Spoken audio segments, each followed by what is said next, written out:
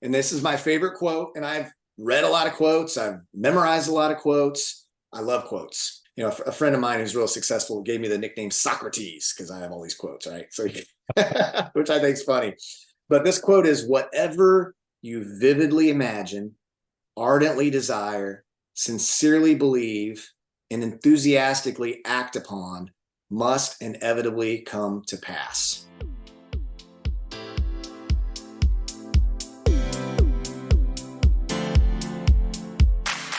Are you looking for true personal freedom?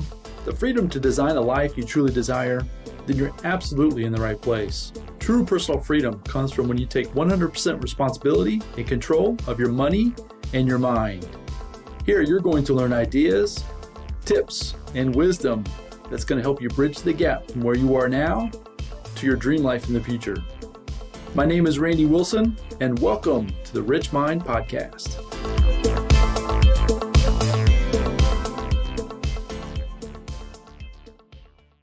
All right, everyone. Welcome back to the RichMind Podcast. And today, coming back with another awesome episode, collaboration with Chad Kneller. He and I were really students of the world of personal development, of personal growth, of becoming more. He and I both have tried to learn from the greats, right? And then we try to apply. That's the secret, is you learn it, but then you try to apply it and see what works, see what doesn't, right? And then try to pivot and try to make things happen for you and your family. But today we're coming back with another episode that he has a quote from a gentleman named Paul J Meyer. And some of you listening may or may not know of Paul Meyer. This is going to be a quote. I've heard this quote, but he's going to break this down. He said right before we hit record today that this quote by itself can lead to tremendous amounts of success, which is why I'm super excited that he's going to bring that to us here today. So Chad, welcome back to the show. I'm super excited to see where we go with this one. And I am super excited to be here. And you know, I don't even know how many billionaires there are in the world now, but the first one that I ever got to hear from, I didn't get to meet him in person, but I got to hear him at an event, was Paul J Meyer. And awesome guy. So I think after I heard him that time, I bought one of his books, Family, Faith, Fortune. And when you read about this guy, you know, you just see that he is someone who had it all, right? He was a great family man, great giver, great successful businessman, you know, so which to me is really important, Randy, because I've met people who are highly successful, and they've made a lot of money, but they've lost their family, you know, they've lost in the process, right? So I'm very careful when I'm following, because I'm a family guy myself and I want to be successful too, and, you know, business and all that, but there's got to be an alignment there. And so I just want to preface this by saying Paul J Meyer has that, what I would say is a proper alignment with God, family, you know, children, then business. So, and I've known other people who, you know, I've heard them speak and they've sold businesses for hundreds of millions, but in the process of building it, they lost everything else. And some of them would probably say, they wish they could go back and they would have gave up those hundreds of millions to keep their family and everything intact. So I want to preface that by saying Paul J Meyer is a great guy to learn from. He's one of the founders of personal development, and that Family, Fortune, and Faith book. It's really simple, maybe like 120 pages, but a great book for all your listeners, Randy, to check out. And just an awesome guy. But here's the quote. And this is my favorite quote. And I've read a lot of quotes. I've memorized a lot of quotes. I love quotes. You know, a friend of mine who's real successful gave me the nickname Socrates because I have all these quotes, right? So, which I think is funny. But this quote is, whatever you vividly imagine, ardently desire, sincerely believe, and enthusiastically act upon must inevitably come to pass. Now, if you have anything in your life that you would like to inevitably come to pass, I love that word, inevitably, right? Because there's certain things you can do in life to where success is inevitable. And what does that mean? It means it's guaranteed, right? Now, when I say guaranteed, that's apart from, you know, there's a tornado and it sucks you into the sky and you disappear. Like that could take away your success guarantee. But if you have time left on this planet and you do A, B, C, the predictable outcome is X, Y, Z. And the best I've ever heard it explained, Randy, in my entire life is through here. So what I want to do is I'm going to break it down a piece and then kind of ask you what you think that means. And we'll go back and forth a little bit and we'll break this whole thing down. And hopefully by the end here, you guys will feel like you have the same success formula that I know this has, and that many others have come alongside with too. And it worked for Paul J Meyer. Remember, it's his quote. And he went from being a young man that was broke and had nothing, struggling. He got into insurance sales and he was struggling. And then he ended up becoming a billionaire. So this worked for him, right? This formula worked for him. So first of all, whatever you vividly imagine. So when you think of that, like what does vividly imagine mean to you, Randy? Clarity, having a crystal clear picture in your mind of a future event or a future thing is what I see. Yep. Yeah. And Claire, that word vividly, right? Vividly. So first of all, every single person that hears this has an imagination, right? And think about when you're dreaming, right? And I think some people have to remember how to dream, because when we're kids, we dream. I mean, I saw my first Rocky movie. I'm like, I'm going to be a professional boxer. I mean, anybody else, right? I saw Indiana Jones. I was like, I'm going to be that archaeologist. I'm going to go out there, and I would see other things. And I'd be like, that's me. I knew in my head when I was, 10 years old, I could be anything I wanted to be when I grew up. I knew it. You knew it. Most people know it when you're a young kid and you just have these big, huge plans and dreams. And, some of our parents are like, yes, you can do it. Other parents are like, slow down, son. We're always going to be broke, and I understand there's a different dynamic, but regardless, we're born with that passion in us. We're born with those dreams. We're born, nobody says, man, by the time I'm 50, I'm going to drive a used Honda Civic. Right? It's usually not on the top list of what someone wants, right? Or you don't say, man, I'm going to live in a great 1,000 square foot apartment. Like you dream, I'm going to have an estate. I'm going to have this amazing house, and I'm going to own all this land, right? Those are things that we dream. And I'll tell you a quick story on this too. I went to a missions trip to Brazil, and I remember going there, and all they had was the land, right? And I was there with this guy named Alan Shatterpool. And he's like saying, okay, and they had one building there. They had like your office building. And he said, over here, and he had rocks. So he had like big boulders laid out. He's like, from this big rock to this big rock. And this way, this is where the guest housing is going to be. This is where the sanctuary is going to be. This is where the male dorm is going to be. This is where the female dorm is going to be. This is where the classroom is going to be. Here's where we're going to grow this for the food, for the kitchen, which is going to go over here. And it was just a land, and there was nothing there but his imagination. And I remember sitting there going, dang, man, what a visionary. And I was like, how much all that stuff going to cost? And he's like, oh, probably about $400,000. And I said, well, how much money you got right now? And he said, zero. And I was like, huh? And he said, it's okay, though. He said, the money will come. And I got to go back like a year later, and it was like half built. And I got to go back a couple of years after that when the whole thing was built. So I literally got to see from land only and no resources how this thing got built. I mean, talk about hearing someone in their belief. He knew when he first told me. He had the faith. He had the belief. And I was just like, are you crazy? I'm like, wow, this guy's got a mind way out there. But so does every single person who has that great thing happen in their life, right?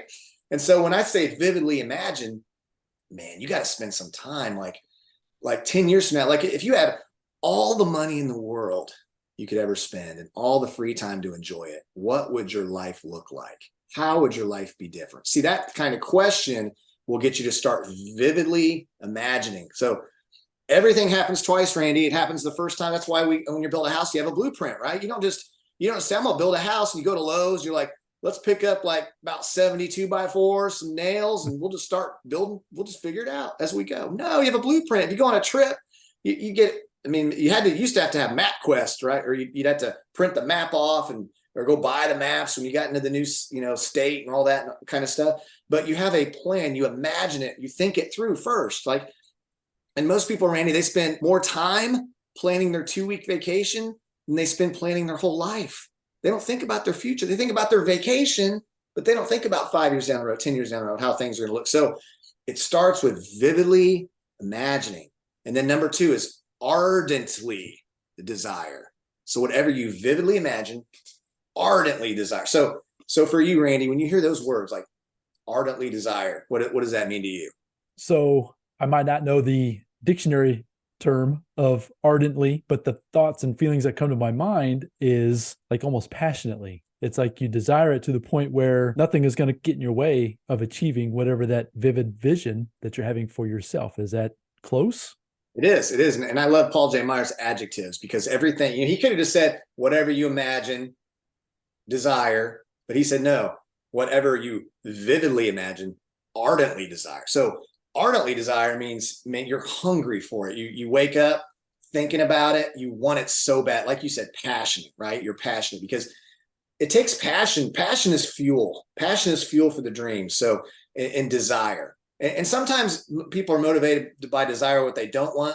Like you've heard of people like the day it turns your life around, sick and tired of being sick and tired. You know, your kid asked for a candy bar at the grocery store and you say no because you can't afford it, right? You're like, I've been working for 12 years and I can't even buy my kid a candy bar. They want to go out to eat or movie and you're just like, I'm sorry, we can't afford that.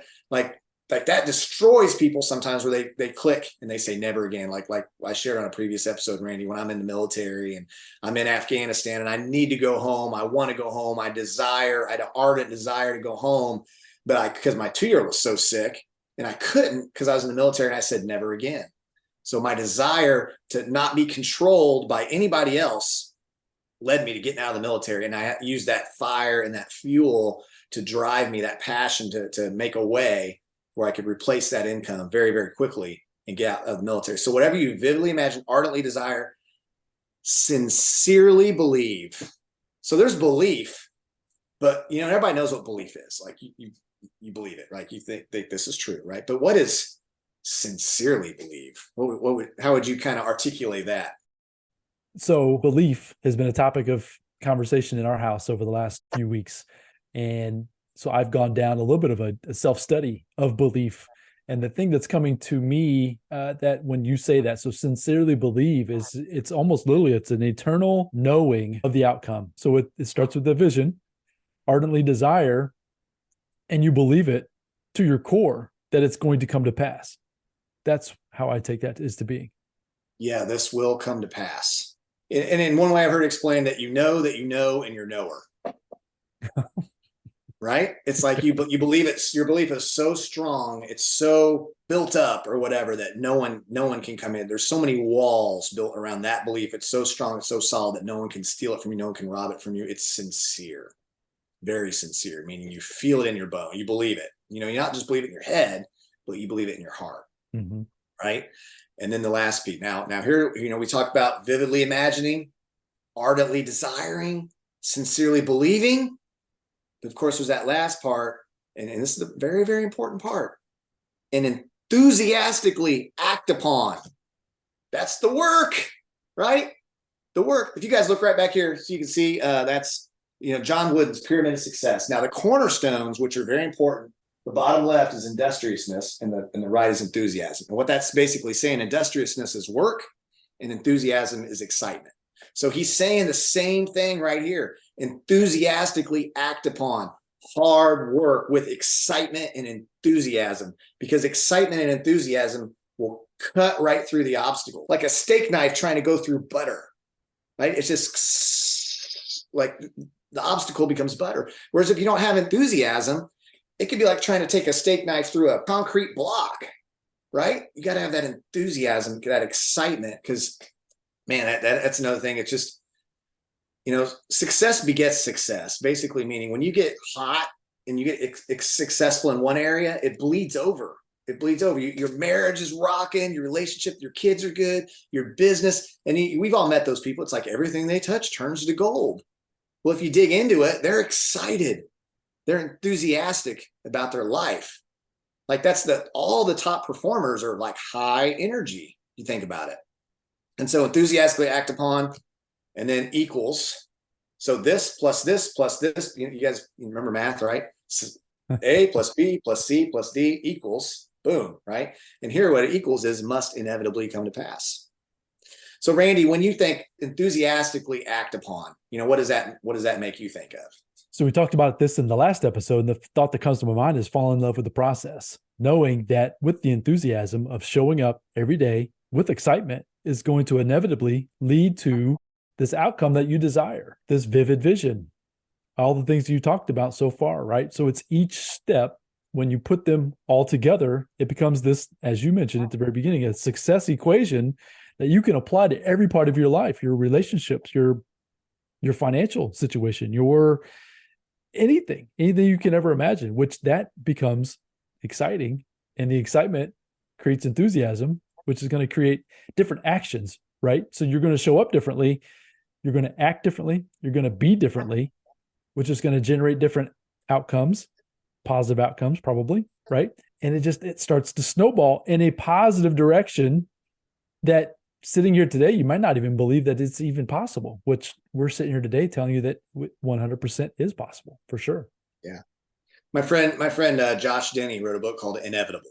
It's a really good book because basically it shows it's like scales. If you put something heavier on this side goes down, this side goes up, right? So every day we're constantly tipping the scales. Like, are we moving forward in life? Are we not moving forward in life? Are we loading up the goal achieving side, or are we loading up more up the tension relieving side? Which one would take us forward and one would make us stagnant or even go backwards, right? So it's that inevitable. When I think of enthusiastically act upon, I think of like the words massive action. It's like all in, like what you got to do, right? You got your KPIs, your key performance indicators. You got your activities that are going to move the needle, right? They're going to load the best things to set on the scale, to load the scale in your favor, and you're loading that scale up. You're just like boom, boom, boom, load it up so fast, because the faster you load it, the more momentum you get. And let's break this down into like just real life thing. So one of the things, like New Year's resolutions, for example, every year there's, I don't even know, millions of people probably say, I'm going to lose 20 pounds, right? So I'm going to lose 20 pounds. So it can be, if you do this right, losing 20 pounds because it's inevitably going to come to pass, right? Because there's certain things you can do, and and you're knower, right? You can lose 20 pounds. Why? Because people have gone before you and lost 20 pounds. A lot of people have, and a lot of people tried and failed, but a lot of people have. I'm on like halfway through, I think, day 37 or something on the 75-day hard, right? Almost halfway. And I think 100,000 plus have done it. And now millions failed. But I don't focus on the millions that failed, because it's a mindset thing, right? I focus on the 100,000. Well, if at least 100,000 did it, then surely I can be part of a group of 100,000. I just have to make certain good choices every single day. But if we're using this formula and you want to lose 20 pounds, and you go, okay, whatever you vividly imagine. So you're thinking about your body when you have 20 pounds off, what's it going to look like? You're looking on the scale, maybe you're going from 200 to 180, and you're like, okay, that's going to look good. I'm excited. You start getting excited, don't you? You start visualizing the future and imagining a better life, imagining your body healthier. You start getting excited. So you vividly imagine it. You ardently desire it. I mean, maybe you're like me. My daughter came up to me one time. She goes, Daddy, you look like you're about 5 months pregnant with that belly. And I was like, what? It was a life-defining moment for me. I was like, you're right. I was like, you're right, I do. This is a bad day, right? So my desire was like, my daughter never say that again. I was like, I don't want my daughter to say I look pregnant, right? No man wants his daughter to say, you look pregnant, Daddy. And so I'm thinking, okay, I'm imagining I don't look pregnant. I'm thinking I desire to not look pregnant. And then I believe, and I had some belief because I'd been in the military before. I'd lost some weight before and stuff. So I knew, and I'd wrestled when I was younger. So I knew I could lose weight. I knew that I knew, right? And then I enthusiastically act upon it. And what did that mean? I mean, I burned more calories every day than I was eating. Like, I was out there running. I was out there walking. I was working out in the gym. I was saying no to that second piece of pizza or that fifth pizza, And I started tipping the scales in my favor, right? I mean, to get like, a 40-year-old that looks like you're pregnant, you have to put the scale the wrong side a lot. Dunkin' Donuts, yeah. Pizza, yeah. Healthy food, man. Dunkin' Donuts, yeah. Pizza, yeah. Fast food, yeah. Let's do that. Energy drinks. It doesn't take long. I just watched the show Super Size Me. You can see how fast you can put on a lot of weight in the wrong places. And then I had to switch my mindset. I had to start not putting the scale, loading it up over here on this side, and start loading up the scale of health and nutrition and eating right and saying no to things and resisting my flesh that said, I need more sugar. You've given me sodas and stuff for a long time. I need that. So my whole point here, Randy, is this formula works. It works with health. It works with success. It works with relationships. And if you just use this formula, and it takes a little time, you have to think. I think a lot of people, it's possible, Randy, we can go through life and just stop thinking. We just react. We just become like reactionary, like, oh, I got a bill. Okay, I guess I have to figure out how to pay it. I'm late. I guess I got to speed.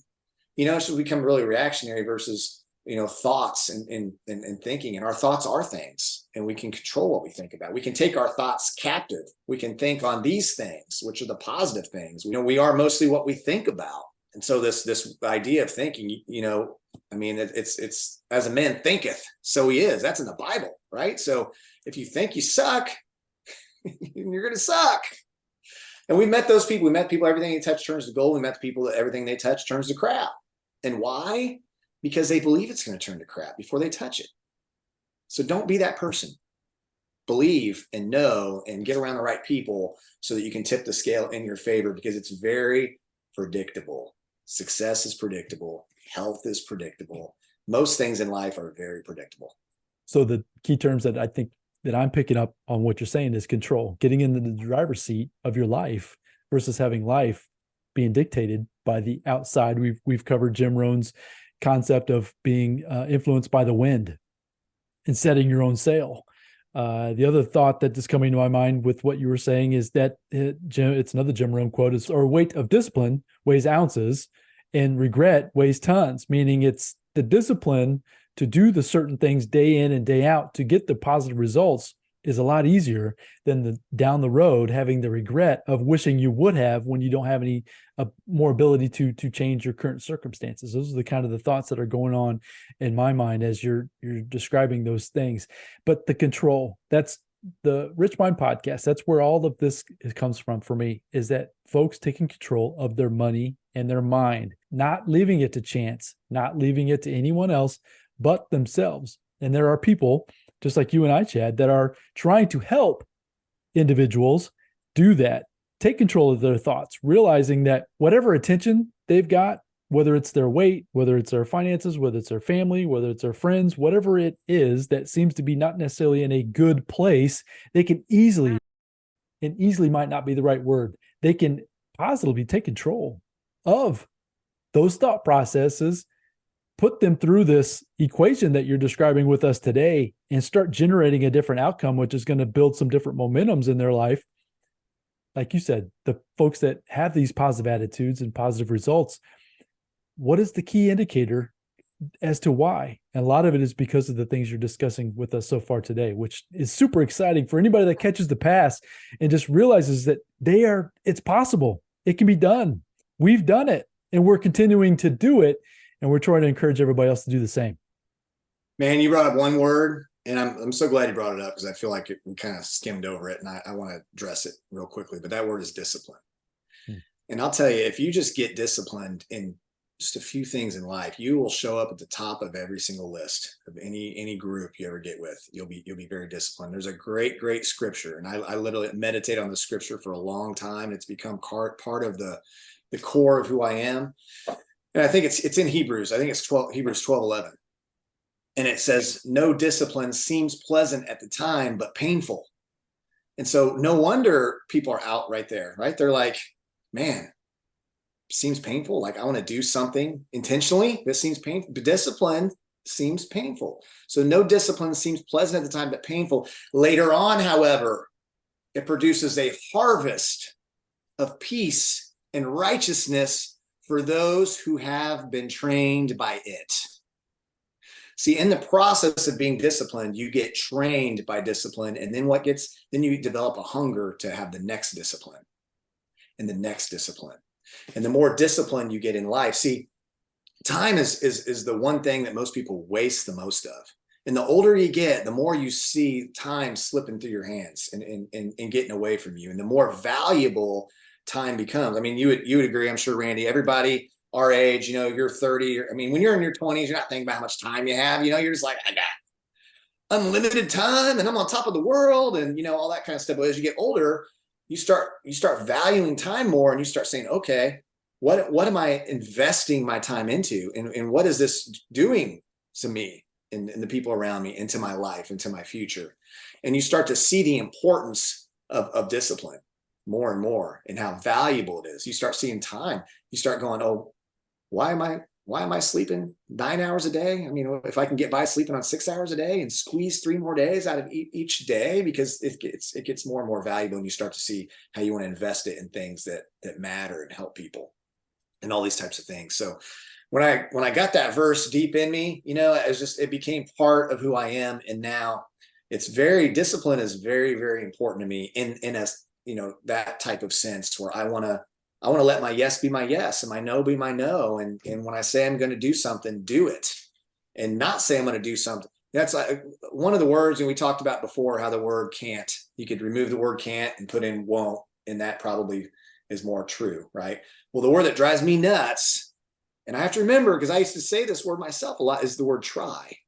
Like if you say, hey, will you be there on this Zoom Thursday night? I'll try to. What that basically is just, unless something better comes up, I don't want to commit, right? But that's called a clue, you guys. If someone says try a lot and they're not really committed, that means they don't have discipline. So it's called a clue. And so if you find yourself saying try a lot, you check yourself, do a checkup from the neck up. Don't get mad at me because I'm just giving you honest love right now.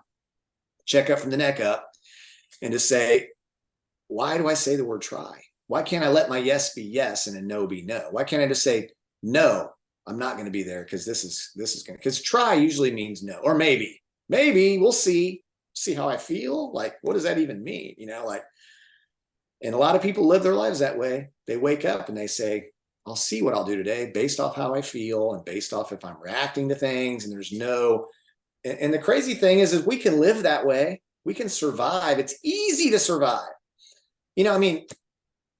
Over 50% of the world, people live off of $2.50 a day or less. So especially we're talking to a bunch of Americans, entitled Americans here probably, who, we spend more money on closet organizers in America than some countries' total entire budget. So it's easy to survive. But the word hero comes from the Latin word service. So if you really want to be a hero, you want to be a hero to your kids, you want to be a hero to your spouse, serve them. It's that simple. Jesus said service to many leads to greatness. So I know every man and deep inside, we all want to be great. So we want to be great, serve the many, get disciplined in serving the many. But it's hard to serve others if you can't even serve yourself. It's like if you're in an airplane and the oxygen mask fall down, it always says, put yours on first. You got to take care of you. I've heard Jim Rohn say, take care of you for me, and I'll take care of me for you. So you got to take care of yourself first. But that's not the only person you take care of. But that means you have to become disciplined. If you're not disciplined, how are your kids going to be disciplined? I think about that, Randy. I think all the time, I think about, man, if my daughter is going to look for a husband like me, because most daughters do, I got a lot of work to do. And how am I treating mama? What's my little girl Ava thinking when she sees dad? If she's going to look for a man like me, I got a lot of work to do. Love it. Yeah. So that's all I got, unless you have some questions, but I love that quote, and everybody who internalizes that quote and you make it part of who you are, and you just start going through that process, just vividly imagine something, build up your excitement, your desire, ardently desire, sincerely believe it's possible, and enthusiastically act upon it with the work. And then it becomes inevitable that it'll come to pass. So folks, if that's the type of thing you desire in your life, is a positive change, this episode is going to be very valuable in your life moving forward. Share this with family and with friends. Repeat it to yourself, though, as he kind of referred through there at the end, as far as the idea of the putting your mask on first.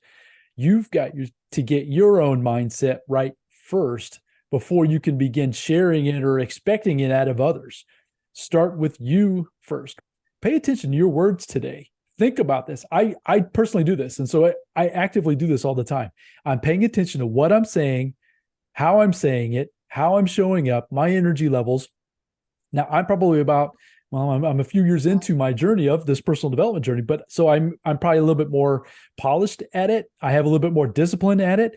But if you can get yourself used to just even paying attention to the words that are coming out of your mouth and being active with questioning yourself, why do you say that? Why are you saying maybe? Why don't you have the discipline?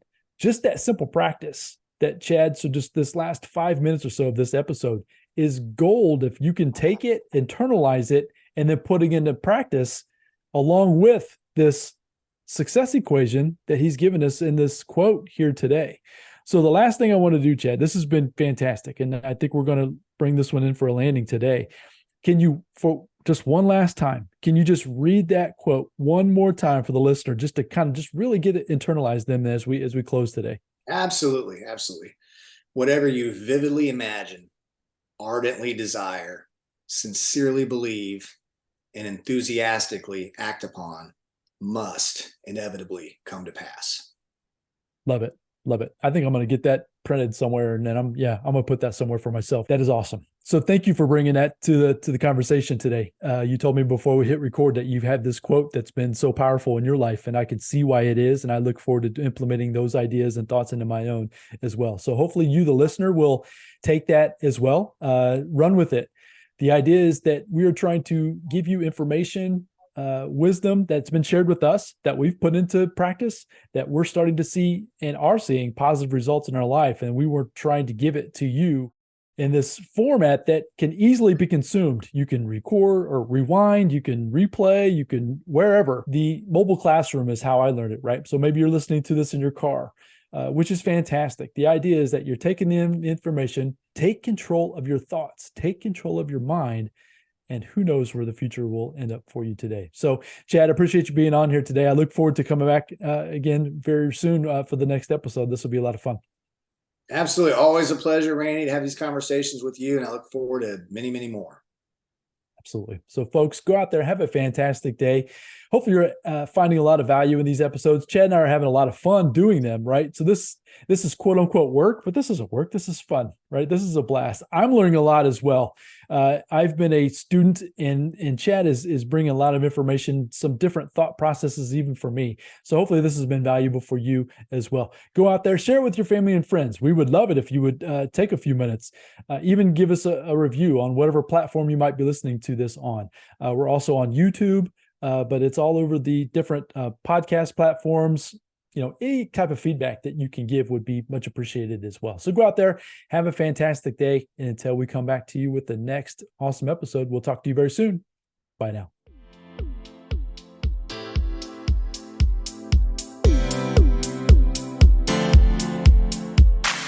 Thank you for joining me on the RichMind Podcast. I hope you found a ton of value in this episode. If so, I'd really appreciate a 5-star review. And you can also share it with your family and friends. And as my mentor Jim Rohn shared with me, in order to have more, you must first become more. And in order to become more, you must work harder on yourself than you do on your job. So go out there today and work harder on yourself to become more and build the life of your dreams. Until next time, my friends.